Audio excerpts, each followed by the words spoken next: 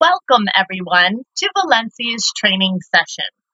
I'm super excited to share this with you as I'm going to just go straight through the whole training session. All I did was set up a camera and pretty much just recorded a 20-minute session. I've just gotten on Valencia and right now we're just practicing our straight lines, which is double unilateral stepping, which means the hind feet will follow the front feet and the neck and the nose will stay in between the two front feet. You might see me incorporating a little bit of lateral cervical flexion. Now, Valencia has an issue, usually on the left side. We've been working through this for a few sessions, and that's the side she tends to lock up on. So I'll try to explain this to you as we go, because in parts of this session, I want to keep her pretty much straight. And in other pieces of the session, I'm going to try to go for a unilateral balance, which is, let's say if we're working on the left-hand side, I want the left hind foot to follow the left front foot and the left front foot to follow the left nostril. So basically, there'll be a slight arc through her body. Later on, I'm going to be asking her to step bilaterally, which is basically the start of your lateral work. So if we were still concentrating on the left-hand side, the left hind foot would come towards the right front foot and she would start stepping in adduction underneath the midline of her belly. So basically when we start, we're just working on a little bit of a half haul. I want to get her connected and you'll see the downfall of a Morgan and what I know from working with other Morgans, Arabians, or Andalusians is that they're very easy to get over bent, which means when their nose comes behind vertical. They naturally carry their heads in a nice frame, and it's very, very easy for the horse to start to escape the bit pressure by bringing their nose towards their chest. So I work extensively with Valencia on getting her to lower her pole and raising the pole up again. So as we're going through this session, you might see me going through where I'm asking her to step laterally, like I just did. We might circle. I might ask her for a straight line, and then we might continue the process again. Every once in a while, she'll bolt forward on the left-hand rein, and you'll see me hold that pressure on the left-hand side. I'm not pulling on her, I'm matching her. So it's very important that I meet her pressure, I match it, and then the second that she yields to it or understands that she doesn't need to run through it or be threatened or scared of it, I melt away. So as you can see here, her head's kind of coming up, her pole's raising. She's not quite stepping up underneath where she needs to be stepping, so we work on this gradually during the session. Sometimes I'll open up her stride, sometimes I'll allow her to be a little shorter in her step. But in this stage of the training, it's very, very important that she learns how to connect with me, that she's not afraid of the obedience of the contact, the obedience of my leg cues. Sometimes at this point in time, if I even touch her with the stick, just to ask for a little bit more activity, she shoots forward. So as time goes on, when I add both legs to tell her to go ahead and step up into my hand, she won't feel a little bit scared to step up into that pressure. This is one of the bigger reasons why I usually train the horses in a snaffle bit. They need to learn obedience to contact and obedience to forward. In the beginning, it doesn't make much sense to them because you're asking them to step up into an invisible wall and almost step through it. So as we go through this process, I want to make sure that I help Valencia feel comfortable. So here you can see I'm asking her for a little bit of a leg yield. But I'm asking for a leg yield in a diagonal line. I'm not really asking her for straightness because she can't keep her body straight on the left. So when I ask for a diagonal leg yield, it's literally just for me to keep her body straight from nose to tail or tail to nose. So remember, a horse has 7 vertebrae down their neck and 47 vertebrae down their back. So that's 54 vertebrae you have to keep in a line. And I remember when I went and apprenticed under Jose Mendez and I was in Australia, that was one of the biggest things that he always said. Make sure you keep those vertebrae intact and in control.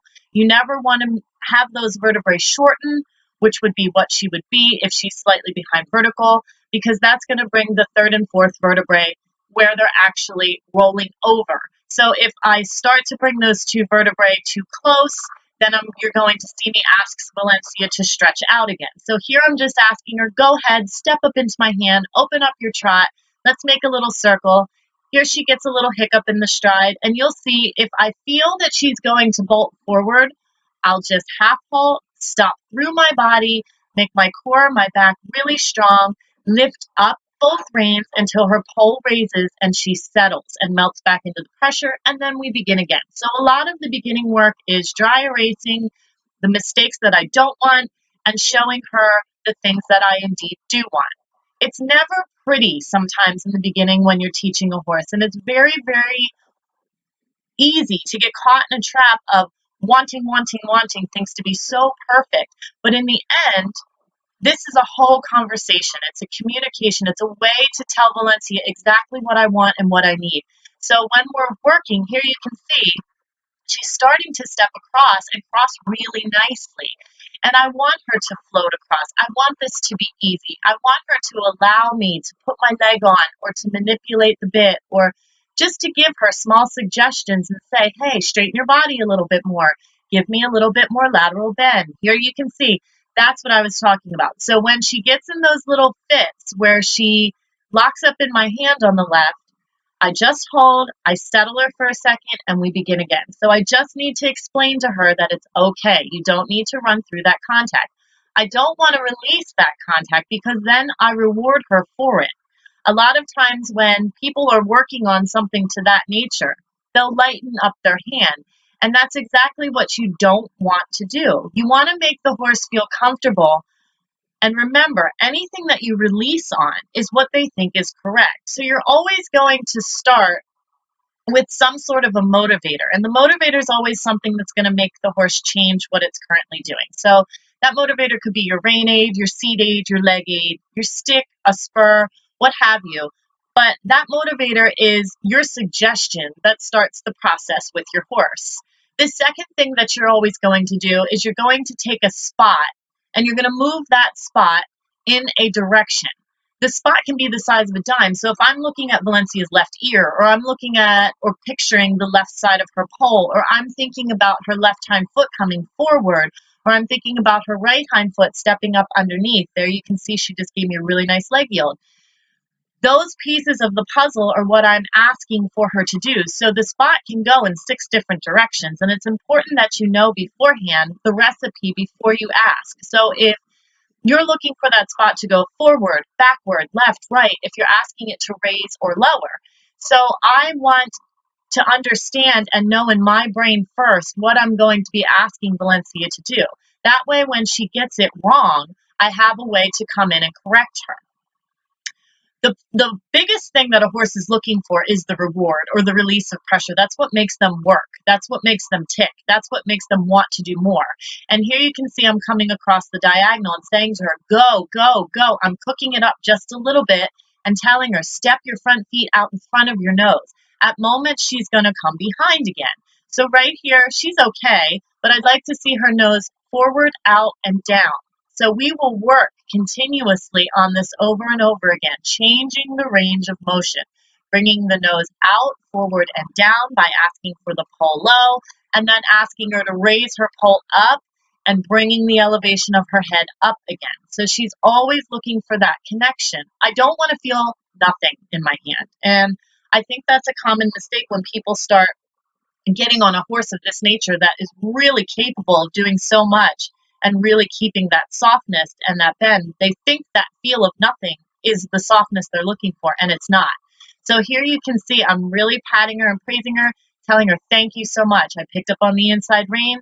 I asked her to lower her head. She started to stretch down, and it's very, very important. Oh, Valencia, beautiful. There, that was really nice. Can you see how that floated across, the fluidity in her feet, the rhythm and the stride? Basically, that's all I'm looking for at this stage of the game. I really just want this same bump, bump, bump, bump rhythm all the way through this session, just keeping that same feel that I can manipulate that rhythm, and I can ask her to slow it down a little, speed it up a little, change the tempo, change the pace. You know, it's funny to me that sometimes people think that I'm just a Western rider, because really, in all reality, I am the most intricate of all riders that I can possibly think of. That's how I learned. So when I was in Australia and I watched Jose work, it's amazing to me the things that I saw in front of my eyes, how he literally changed the way the horse moved. And to be quite honest, Jeff Wilson bred a wonderful, wonderful mare here. Valencia has all the makings. It's all there. So when you get on a horse that has the caliber and the potential to just do this, that is all a blessing and a curse, because it's very, very easy to push her too hard, too fast, because she just gets it. So when we get to a point in the training like this where she's not quite sure what's happening on the left rein because there's a slight crookedness in her body, it's very important that I take the time to fix this, because at the end of this session, I think my camera cut off before we got to it, but the canter work today was absolutely incredible. And I don't normally work on the canter every day. And here you'll see again, right there, I just asked her, back up, do not run through, keep your pole elevated. I am not pulling, I'm simply holding both reins, changing my seat angle, adding a little leg, and saying the direction is back. There she went almost to rear. I felt it brewing. I changed her thought process, asked her to step her shoulder diagonally. We continued forward. She got it. I said thank you immediately. So you can see there's moments, there's hiccups, there's a lot of things that happen, and then bam, she gives me this wonderful, beautiful first strides of half pass, halfway across the arena. I never even taught her that.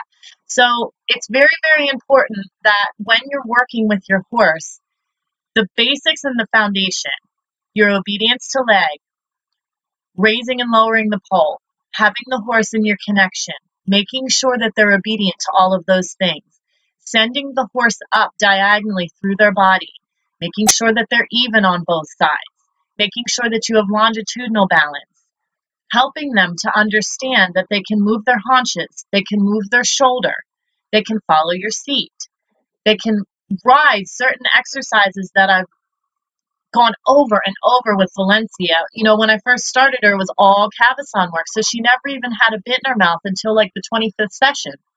And at that point in time, she was so good at moving her feet and really tracking up and stepping up into the contact that I didn't really even have to do much. So as time has progressed, this stuff is coming easy because she's been set up for it. So I've done my best to help her understand how to use her body. Right there, do you see that little bit of movement? The passage is going to come, and it's going to come at a time when I least expect it. I've never had a horse with so much potential to pee off and passage in my career. So I'm pretty excited about Valencia, but that won't happen now. Like I said, one of these days, 2 years down the road, maybe sooner than that, she's just going to wow me and just go ahead and bring that out. But it's all going to be because of our foundation and our basics. And that's what I wanted to show you. Absolutely gorgeous right there, Valencia. I'm so proud of her. Sometimes she just pulls this stuff out and I'm like, wow, it's just really incredible. So there, when she gives me something good and she really is lifting and being obedient, we go right back to stretching. I want her to stretch her nose forward, out, and down. There you can see she's slightly behind.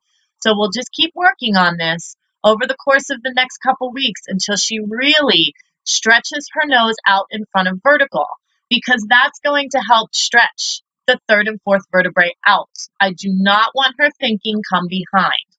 So it's very important, like I said, at this stage of the game, that I really keep going back and forth between lift your pole up and stretch your nose down. So when she gives me good stuff, then I go back to anything that's easy, something that she knows how to do. And when I came out today, my goal wasn't just to go ahead and do laterals. So my goal is never just to get the movements all the time. My goal is to use the movements to help her balance through her body. There's a big difference. Sometimes when people are learning anything that has to do with dressage or the movements, or they think in their brain, well, I just have to get leg yield because I want to teach my horse leg yield, or they think I just want to get half pass because it's a movement I want to learn. But at the same respect, if you're thinking about how the horse moves and you can really have control of all the feet and the direction of travel that those feet go, it's just simply swapping feet. It's either going to be in double unilateral balance, which is your straight line, unilateral balance, which is lateral bend through one side of the body or the other, or it's going to be a bilateral step, which is crossing underneath the midsection. So as we do any maneuver, I just have to think of what direction I want those feet. As we get more precise, then I'm going to say to her, well, now I want, let's say, your right front foot to step on 1 o'clock, 2 o'clock, 3 o'clock. You'll see at the end of this session, we get a turn on the hindquarters, basically a walking pirouette for the first time. I've never taught it to her. But because of the shoulder control that we've been working on through shoulder 4, shoulder in, a little bit of half pass, and all of the things that we've been working on, all of that stuff comes together. So even our cantering circles are much easier because she's learned how to do it through all of the basics and the foundation. And here I am again, pushing her forward, telling her to go ahead and step up and through and out through her nose. So I feel sometimes little bouts of her lifting through her back. Her back is always relaxed, which is one of the most important things. While I'm always talking to her pole, manipulating her pole, helping her with her pole, right here I'm going to ask her pole, stabilize. So the number one thing that I'm looking for is pole stabilization first. No pulling, no pushing, no throwing your head around, just melt into your pole. Once she melts into her pole and I have pole stabilization, then I go for pole elevation, which is raise it or lower it, stretch it down and out, lengthen it. Then I go for pole position, which is your lateral bend. Bend it 4 inches to the left or 4 inches to the right. Position it.